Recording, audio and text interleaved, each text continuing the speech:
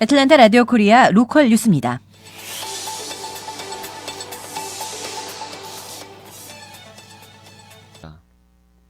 최근 애틀랜타를 방문한 대한민국 패럴림픽 수영 국가대표 조원상 선수가 어제 애틀랜타 한인회를 방문해 일정을 밝혔습니다. 김현경 기자가 전합니다.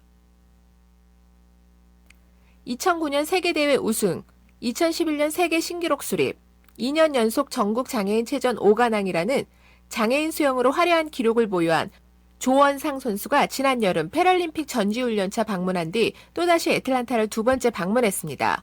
조원상 선수는 준수한 외모나 언변으로 언뜻 보기에 장애인으로 보기 어려울 정도이지만 지적장애인 2급 선수입니다. 사실 저도 어렸을 때 되게 상태가 심했어요. 근데 이제 어머니가 이제 스파르타 교육을 시키고 그리고 이제 저를 이제 많이 던져 놓으셨거든요. 그래가지고 이제 상태가 많이 좋아진 것도 있고요. 일단 체육이 많이 중요했던 것 같아요. 운동을 하면서 사회생활도 많이 기르고 좀 생활력이나 이런 걸 좀 많이 길렀기 때문에 상태가 점점 호전하고 좋아져가지고 지금은 일반인들과 생활을 해도 별 지장이 없습니다. 현재 수원시청 소속 선수인 24살 조원상 군의 이번 방문은 수원시 장애인체육회의 지원으로 애틀랜타를 방문했고 이곳에서는 평소 장애인 사역에 열심인 천경태 어린이 축구선교회 회장의 자택에서 홈스테이를 하고 있습니다. 조 군의 미주 일정을 함께 도와주고 있는 천 회장은 일반인뿐만 아니라 장애우 또한 스포츠 활동이 매우 중요하다며 수영뿐 아니라 다양한 스포츠에 장애우 어린이들이 동참하고 이야기를 나눌 수 있는 시간을 갖기를 바란다고 말했습니다. 우리 장애인 아이들은 이런 액티비티에 노출될 수 있는 그런 환경이 좀 만들어졌으면 참 좋겠다 그런 생각이고 중요한 것 같아요. 이렇게 어지럽고 난국에 장애인과 비장애인이 같이 이렇게 걸어갈 수 있는 거는 특별히 이민사회에 귀한 감동을 줄 수 있는 그런 일이 아닌가.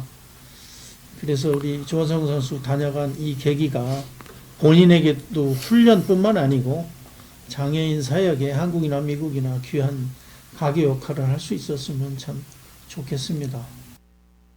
이번 장애우에 대한 남다른 관심과 사랑을 가진 백이성 한인회장의 인터뷰 내용입니다. 한인회에서 오늘 기자회견을 한 목표는 또 한 가지가 있는데요. 일반 가정집에서 조금 장애가 있는 분들이 숨기시는 부분이 많이 있거든요. 우리가 이거를 얘기함으로써 오픈된 마음을 갖고 각 가정이 좀 마음을 열어서 이런 데 동참하기를 바라는 마음으로 저희는 이 한인회에서는 오늘 이 계획을 하게 되었습니다. 조 군은 한 달간 애틀랜타에 머무르면서 장애인 어린이들에게 수영을 지도하는 한편 장애우들과 대화의 시간을 가질 예정입니다. 지난 11월 28일에 애틀랜타의 여정을 푼 조 군은 주중에는 개인 훈련과 몇 명의 장애우들을 위해 수영 지도를 하고 있으며 주말에는 미랄 선교단을 방문해 장애우들과 함께하는 봉사로 시간을 알차게 보내고 있습니다. 조 군은 이번 주 금요일부터 3일간 조지아텍에서 펼쳐지는 쇼코스 수영대회에 참석하며 동남부 지역에 위치한 애틀랜타의 이점을 살려 조 군은 앞으로 남은 기간 동부 지역인 뉴욕, 워싱턴 DC와 같은 타도시로 방문해 지역 내 미랄 선교단과 같은 장애인 단체와 장애인들을 만나는 자리를 가질 계획입니다. 한국에서 조 군은 국가대표 수영선수로서 매일 규칙적인 연습과 훈련으로 시간을 보내며 봉사보다는 재능 기부와 같은 곳 정도만 참여할 정도였다며 이번 기회를 통해 나 자신에게 봉사에 대한 새로운 길이 펼쳐진 것 같아 앞으로 살아가면서 이 분야에도 열심히 참여하고 싶다고 밝혔습니다. 저도 이제 많은 선생님들과 그리고 이제 저를 이제 이렇게 항상 후원해 주시고 지지해 주시는 쪽으로 많이 해주시니까 저도 그만큼 사랑받은 만큼 이제 장애우 친구들한테도 사랑을 많이 줘야겠다는 좀 많은 생각이 있어서 이번에 전지훈련도 하면서 짬짬이 봉사를 할 생각을 좀 했던 것 같아요. 그래서 저번 주에 봉사를 했을 때 이 친구들과 함께 할 수 있어서 일단 영광이라고 많이 생각을 했고요. 앞으로도 또 이제 내년이나 뭐 이제 계획이 있다면 봉사를 할 수 있는 계획이 있으면 기회도 있고 계획도 있으면 봉사를 또 하고 싶어요. 저는. ARK 뉴스 김현경입니다.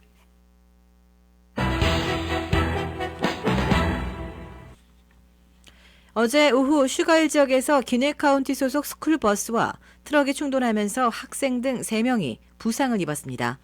지난 일주일 사이 기네 카운티 스쿨버스 사고가 무려 3건이나 발생했습니다.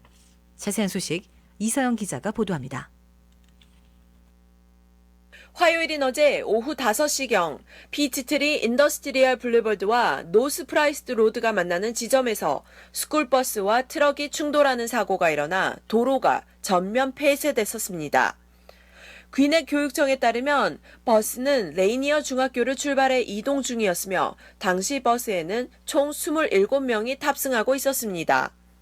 이 중 병원으로 옮겨진 3명의 부상자 가운데 2명은 이 학교 학생들, 그리고 나머지 1명은 버스 운전자였습니다. 귀넷 소방당국 측은 모든 부상은 경미한 정도였다면서 아이들이 사고로 심하게 놀랐고 일부 학생들의 경우 혹이나 멍이 들게 다치기도 했다고 전했습니다.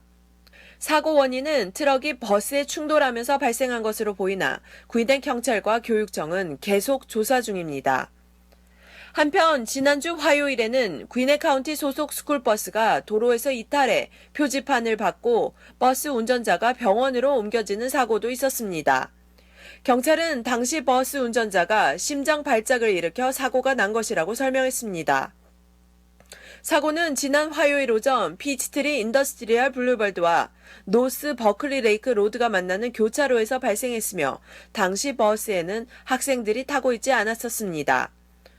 지난 목요일 오전에도 귀넷 카운티 소속 스쿨버스가 충돌하는 사고가 발생했으며 39명의 학생이 탑승하고 있었지만 다행히 부상자는 없는 것으로 알려졌습니다. 이렇게 지난 일주일 사이 귀넷 카운티에서는 무려 3건의 스쿨버스 사고가 발생했습니다. ARK 뉴스 이서영입니다.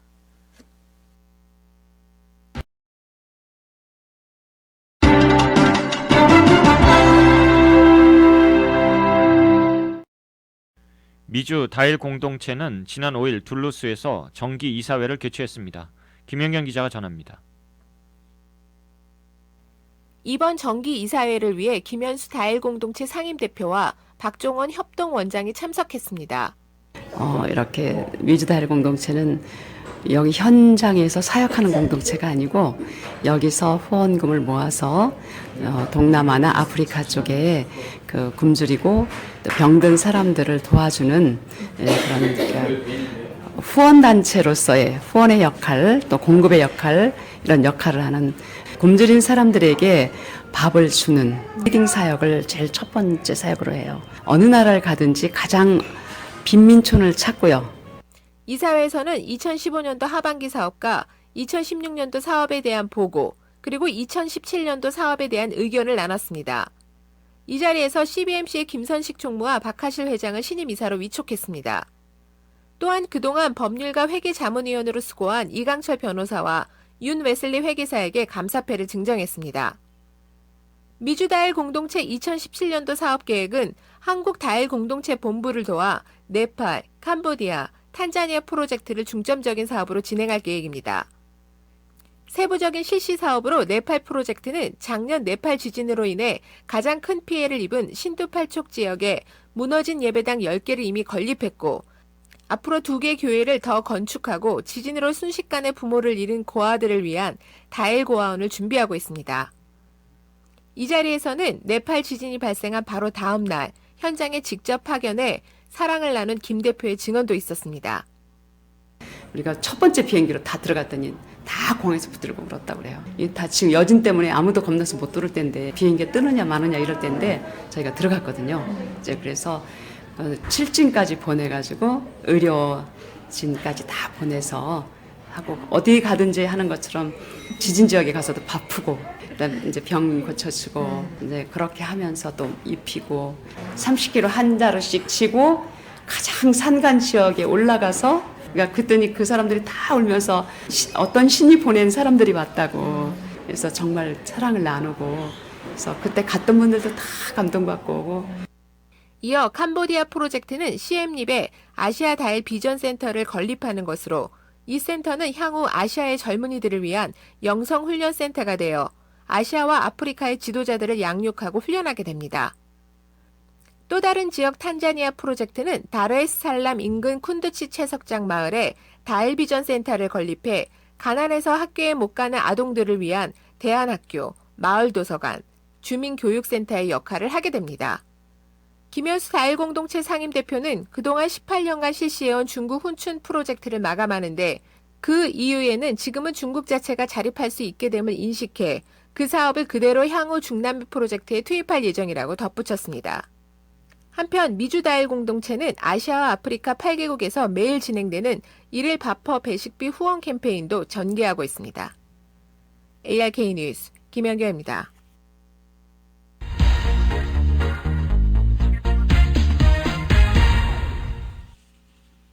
지난 화요일 저녁 주유소에서 한 차량이 도난을 당했는데 당시 뒷좌석에 9개월 된 아이가 탑승하고 있었습니다. 마찬가지로 같은 날 발생한 또 다른 사건에서 10살 소년이 타고 있던 차도 도난당했습니다. 다행히 모두 안전한 차로 발견돼 가족에게 인도됐습니다. 자세한 소식 이서영 기자가 전합니다. 어젯밤 8시경 캠벨튼 로드와 바지 로드가 만나는 지점 인근 BP 주유소에서 주유를 하려고 차 밖에 서 있는 여성의 차에서 한 남성이 운전석 안으로 뛰어들었습니다. 또 다른 한 남성은 차 주인에게 총을 겨누었습니다. 이들은 차를 훔쳐 도주했지만 차 안에는 아기가 타고 있었습니다. 경찰은 신고가 접수된 45분 이후 이스트포인트 지역에서 9개월 아기와 차를 발견했습니다. 당시 차 안에는 시동이 켜 있었고 히터도 틀어있는 상태였습니다. 경찰은 용의자를 찾기 위해 차 안에 남겨진 흔적을 수사하고 있습니다. 같은 날인 어제 아침에는 애틀란타 동남부 지역 한 주택에서 아이가 탑승하고 있는 상태에서 차량이 도난되는 또 다른 사건이 발생했습니다. 차량 주인은 아이 2명의 등교를 위해 드라이브웨이에 있는 차에 시동을 걸어둔 채 커피를 가지러 집에 잠시 들어간 사이 차량을 도난당했습니다. 이때 차 안에는 10살 아들이 타고 있었으며 도둑 중 한 명이 차에 올라타자 놀란 아이는 황급히 차에서 뛰어내렸습니다. 도둑은 차를 가지고 달아났으며 경찰은 도난된 차와 범인을 수사 중입니다. ARK 뉴스 이서영입니다.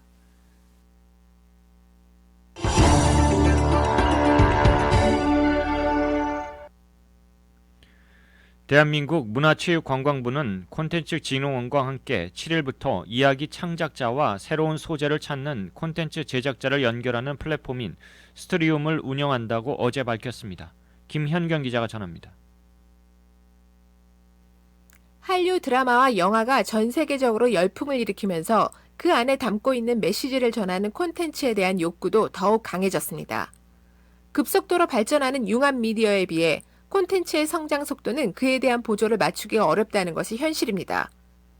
콘텐츠에 대한 수요자나 공급자 역시 콘텐츠를 공유할 만한 장이 마땅치 않은 것 또한 활발한 교류가 이뤄지지 못한 결과를 낳기도 했습니다.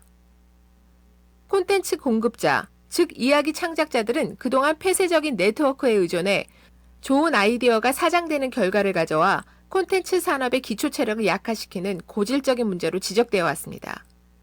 이에 대한민국 정부는 이야기 산업의 수요 공급 불균형을 해소하고 상시적인 신인 등단 경로를 마련하기 위해 참신한 소재와 아이디어만 있으면 누구나 드라마, 게임, 영화 같은 다양한 장르의 콘텐츠 제작자와 직접 거래할 수 있는 플랫폼인 스토리움을 구축하기로 했습니다.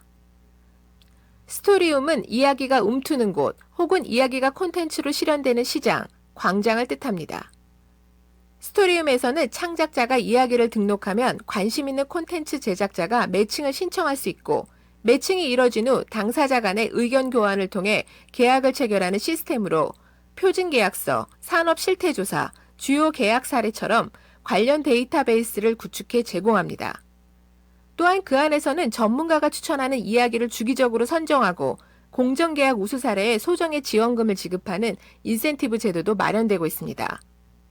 이와 함께 창작자들이 공모전, 무료 강의, 공간 입주, 해외 홍보와 같은 각종 정보 지원 사업에 대한 정보를 얻고 신청을 할 수도 있는 편리함도 제공하고 있습니다. 스토리움에서는 온라인 플랫폼의 가장 큰 취약점인 아이디어 유출과 도용 문제를 방지하기 위한 조치로 디지털 저작권 관리 기술을 적용해 캡처, 인쇄, 복제를 차단합니다. 이처럼 스토리움은 이야기 산업의 수요 공급 불균형을 해소하고 재능 있는 신인 작가가 쉽게 등단할 수 있게 길을 터주고자 마련된 통로라 할 수 있습니다.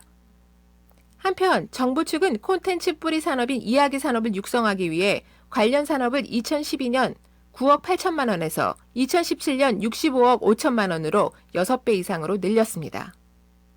ARK 뉴스 김연경입니다.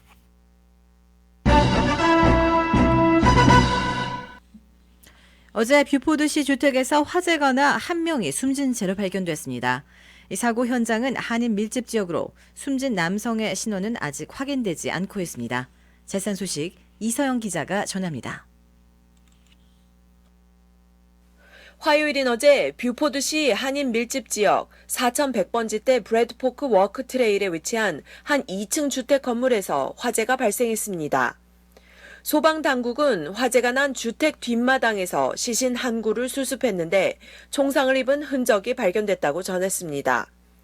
아직 이 남성의 신원은 확인되지 않았으며 구인의 의과학 수사팀은 부검을 통해 정확한 사인을 조사할 예정입니다.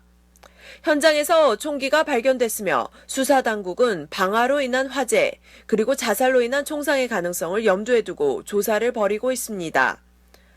화재는 인근 주민의 신고로 어제 오전 10시 15분경 접수됐으며 이 주택에는 남성 1명, 여성 1명과 아이들이 거주하지만 화재 당시 주택 안에 사망한 남성 외에 다른 사람은 없었던 것으로 추정됩니다. 이날 강풍과 화재 열기로 인해 이웃 주택 2채도 화재 피해를 입었습니다. ARK 뉴스 이서영입니다.